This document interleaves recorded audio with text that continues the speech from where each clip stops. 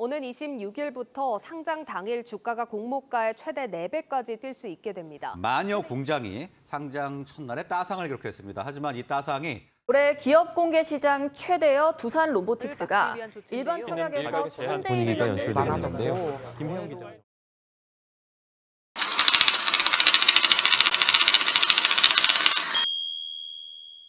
(58.31%) 2023년 9월 말 기준 국내 주식시장에 상장한 50개 기업의 상장일 공모가 대비 주가 등락률입니다.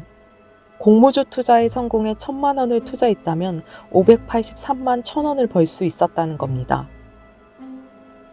상장 예정 기업이 주주를 공개 모집하는 공모주 청약에 투자자의 돈이 쏠리는 이유입니다. 공모주 청약에 큰 돈이 몰리는 만큼 사기꾼들도 적지 않습니다. 요즘 기승을 부리는 사기 방법은 비상장 주식을 악용하는 겁니다. 사장님, 괜찮은 종목이 하나 있는데 추천해드릴까요?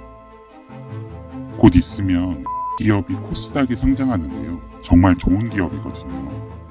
그래서 사장님께만 몰래 추천해드리는 거예요.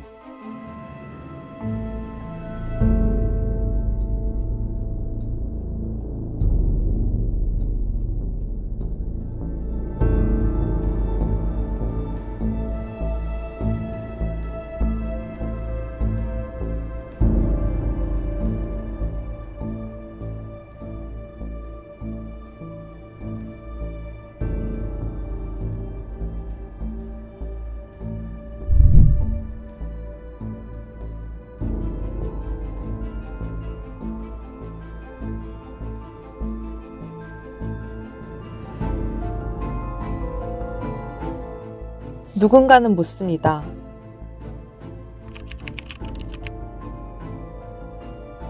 정말 그럴까요? 늘 그렇듯 사기꾼의 수법은 상상을 초월합니다. 법망을 농락하면서 투자자들의 마음을 흔들어 놓기 일쑤입니다. 투자자는 뒤늦게 사기꾼이 놓은 덫에 걸렸다는 걸 알아채지만 뒤늦은 후회일 뿐입니다. 이 때문인지 투자 사기의 유혹은 줄어들 기미가 보이지 않습니다. 사기꾼들은 어떻게 뻔한 술수를 교묘하게 바꾸는 걸까요? 지금부터 이들이 껍데기에 불과한 기업을 그럴듯하게 탈바꿈하는 과정을 소개합니다. 사기꾼들이 즐겨 쓰는 세팅 방법입니다.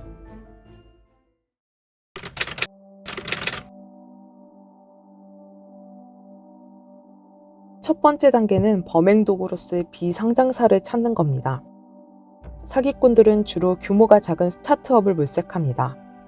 그러면서 투자자에게 자신들이 해당 기업의 의뢰를 받아 투자자를 모집한다고 설명하면서 이 회사를 살짝 언급하는 식입니다. 해당 스타트업은 자신들의 주식이 사기에 연루됐다는 사실조차 모를 때가 많습니다. 사기꾼들은 폐업할 위기에 놓인 기업과 직접 공모하기도 합니다. 해당 기업에 접근해 기업의 주식을 헐값에 사들이는 겁니다. 망해가는 기업 입장에선 거절할 이유가 없습니다. 주식을 팔아 자금을 마련할 수 있는 절호의 기회이기 때문이죠. 이런 기업의 경영진은 나중에 문제가 되더라도 정상적인 지분 투자인 줄 알고 주식을 넘겼다. 나도 피해자다. 라며 발뺌하기도 좋습니다. 마지막으론 사기꾼들이 기업을 직접 만드는 겁니다. 많은 이들이 사기꾼이 어떻게 기업을 만들 수 있는가 라고 의문을 품을 겁니다. 하지만 그들에게 기업을 만드는 건 식은 죽 먹기입니다. 유령 법인을 사면 그만이기 때문입니다. 2009년 법인 설립에 필요한 최소 자본금 제도가 폐지된 이후 이를 악용해 유령 법인을 판매하는 법무사가 적지 않습니다. 300만 원에서 500만 원이면 유령 법인 하나를 살 수 있습니다.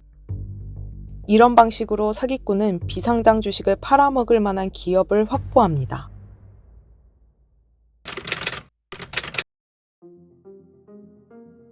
투자 사기에 쓸 기업을 포착했다면 사기꾼들은 이제 그 기업을 그럴듯하게 포장하는 작업에 착수합니다. 이 역시 어렵지 않습니다.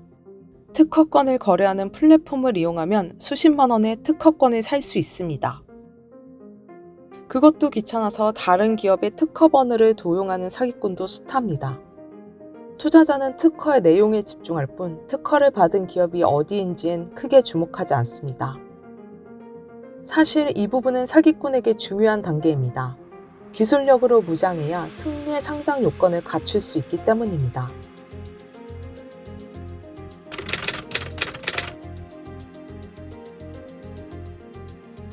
코스닥에 상장하려면 원래 요건이 꽤 까다로운데요. 특례 상장은 다릅니다.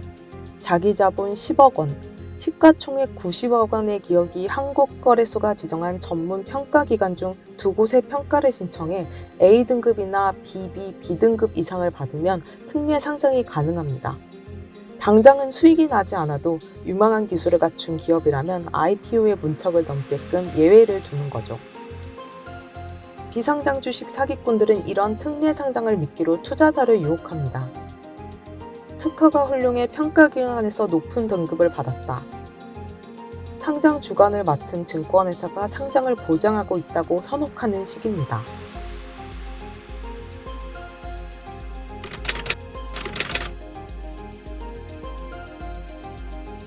이제 남은 건 투자자들에게 널리 홍보하는 것입니다.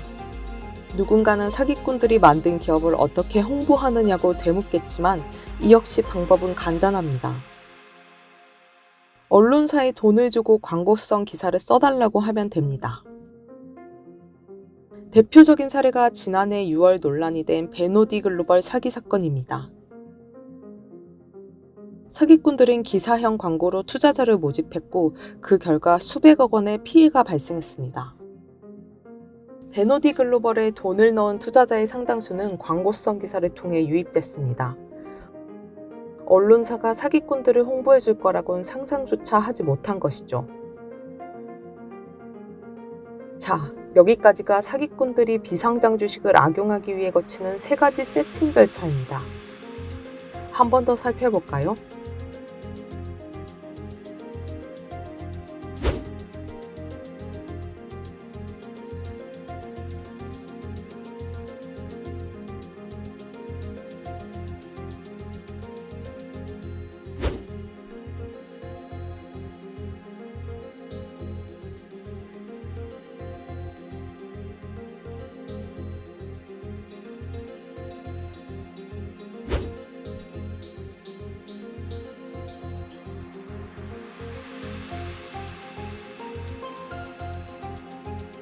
어떠신가요? 당신 같으면 안 넘어가실 자신 있으신가요? 문제는 사기꾼이 활용하는 방법이 여기가 끝이 아니란 겁니다. 사기꾼들은 세팅 과정을 철저히 준비한 만큼 투자자들을 속이는 과정에도 엄청난 공을 들입니다. 투자자를 속이기 위해 상황별 대처 방법을 적어놓은 대본이 그 결과물입니다. 과연 사기꾼들은 어떤 가머니설로 투자자를 유혹하는 걸까요? 3편과 4편에서 그 과정을 자세하게 소개하겠습니다.